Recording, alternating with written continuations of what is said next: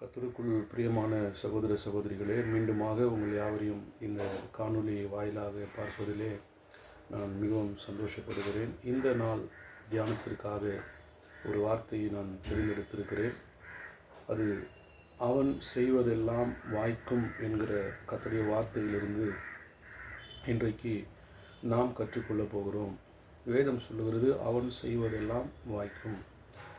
யாருக்கு நம்முடைய தேவன் காரியங்களை வாய்க்க செய்கிறார் என்பதை குறித்து வேதம் நமக்கு அழகாக கற்றுக் கொடுக்கிறது. சங்கீதங்களின் புஸ்தகத்திலே 1 சங்கீதத்திலே வேதம் இவ்வாறாக சொல்லுகிறது. நீங்கள் வாசித்து பாருங்கள். நீங்கள் வாசிக்கும் பொழுது அதில் இருக்கிற வெளிப்பாடுகளை கர்த்தர் உங்களுக்கே அவர் நிச்சயமாய் அருளுவார். 1 சங்கீதத்தினுடைய 2வது வசனம் அழகாய் சொல்லுகிறது, இரவும் பகலும் அவருடைய வேதத்தில் தியானமாயிருக்கிற மனுஷன் பாக்கியவான். அவன் செய்வதெல்லாம் வாய்க்கும் என்று வேதத்திலே போடப்பட்டிருக்கிறது. இரவும் பகலும், முதலாவதாக இரவும் பகலும் அவருடைய வேதத்தில் தியானமாய் இருக்கிறவனுக்கு காரியங்களை கர்த்தர் வாய்க்க பண்ணுகிறார். அவன் எப்படி இருப்பான் என்றும் வேதம் சொல்லுகிறது. நீர் பாய்ச்சலான தோட்டத்தை போல இருப்பான், வற்றாத நீரூற்றை போல இருப்பான், கனிகளை தருவான் என்று வேதம் கற்றுக் கொடுக்கிறது.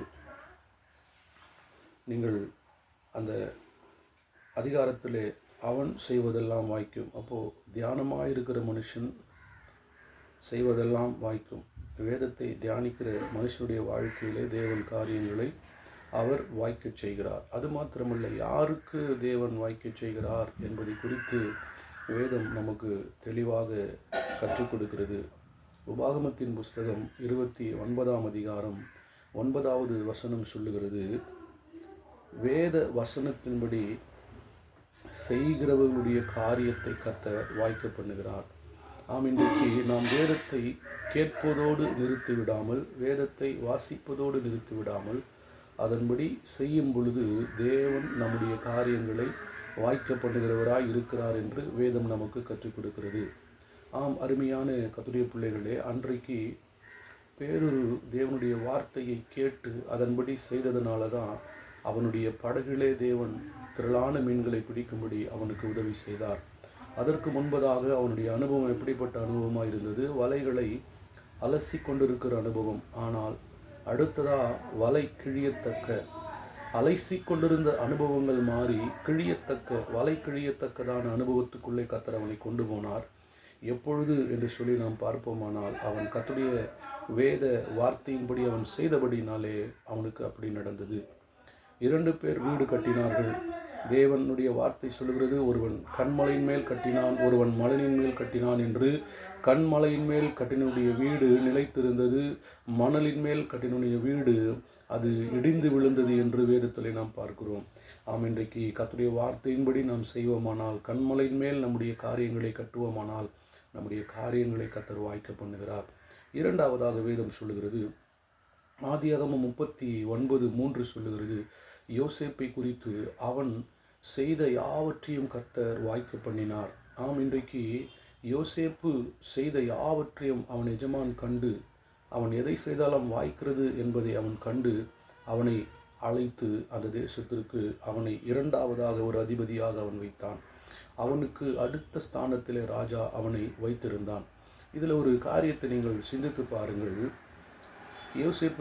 யோசேப்பு அந்த அரண்மனையில் இருக்கும் பொழுது அந்த ராஜாவினுடைய மனைவி நித்தம் யோசேப்பை தவறான வழியிலே போவதற்கு அவனை அழைத்தார்.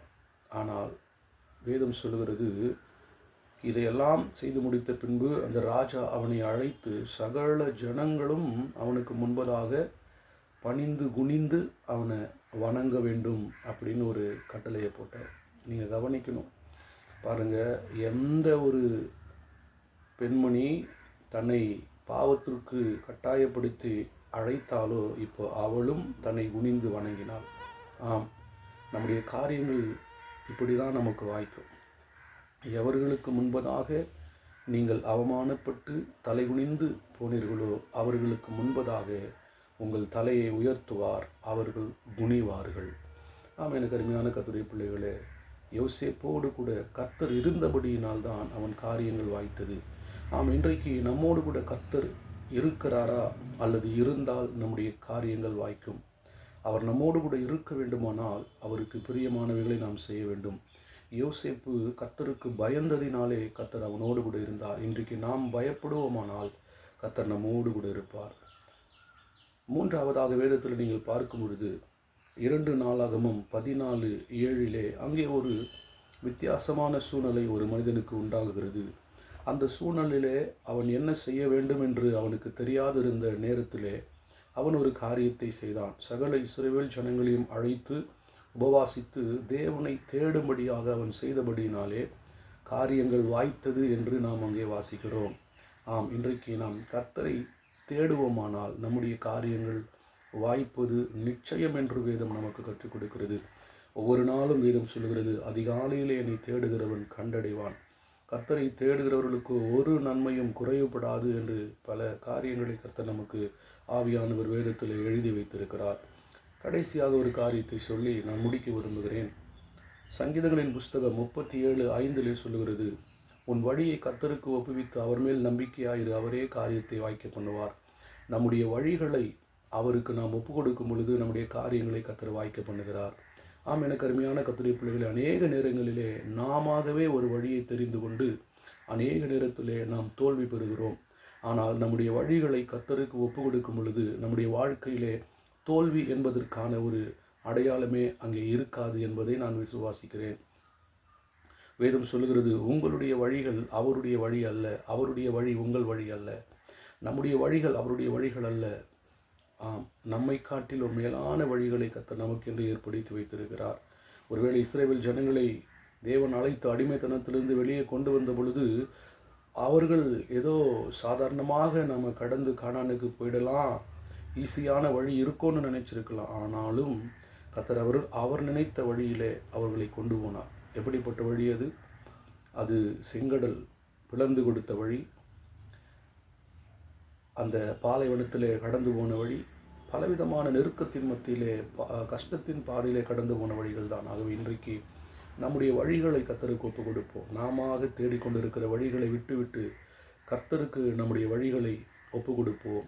அப்போ வேதம் சொல்லுகிறது, உன் வழியை கர்த்தருக்கு ஒப்புவித்து அவர் மேல் நம்பிக்கையாக இருங்க. கர்த்தர் மேலே நம்பிக்கையாக இருங்க.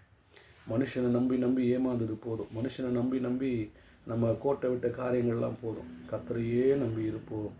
அவர் நம்முடைய காரியங்களை வாய்க்க பண்ணுவார். இந்த 4 காரியம் வேதத்தின்படி, வேதத்தை கேட்டு அதை தியானித்து அதன்படி வாழும் பொழுது உங்கள் காரியங்களை கர்த்தர் வாய்க்க பண்ணுகிறார். இரண்டாவதாக, தேவனோடு கூட இருக்கிறவர்களுக்கு தேவன் காரியங்களை வாய்க்க பண்ணுகிறார்.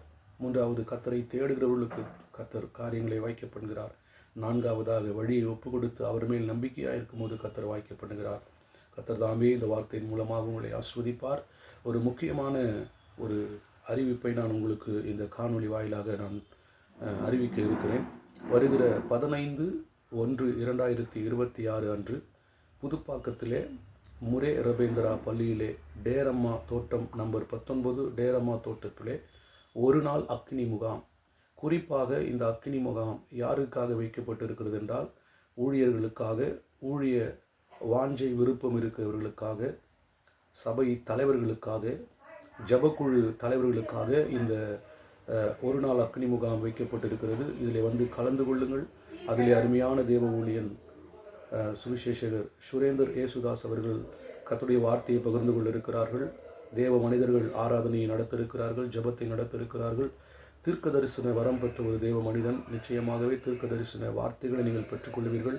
அது மாத்திரமல்ல, ஒரு ஹீலிங் கிஃப்ட், சுகமளிக்கிற ஒரு வல்லமையையும் தேவ ஊழியனுக்குள் இருக்கிறது. நீங்கள் வந்து கர்த்தருடைய ஆசீர்வாதத்தை பெற்றுக்கொள்ளுங்கள். கர்த்தர் தாமே உங்களை ஆசீர்வதிப்பாராக. இதுவரை இந்த சேனலை சப்ஸ்கிரைப் செய்யாதவர்கள் நீங்கள் சப்ஸ்கிரைப் செய்யும்படியாய் உங்களை மிகவும் தாழ்மையுடன் கேட்டுக்கொள்கிறேன். தொடர்ந்து எங்களுக்காக ஜெபித்துக் கொள்ளுங்கள். கர்த்தர் உங்களை ஆசீர்வதிப்பார். ஆமென்.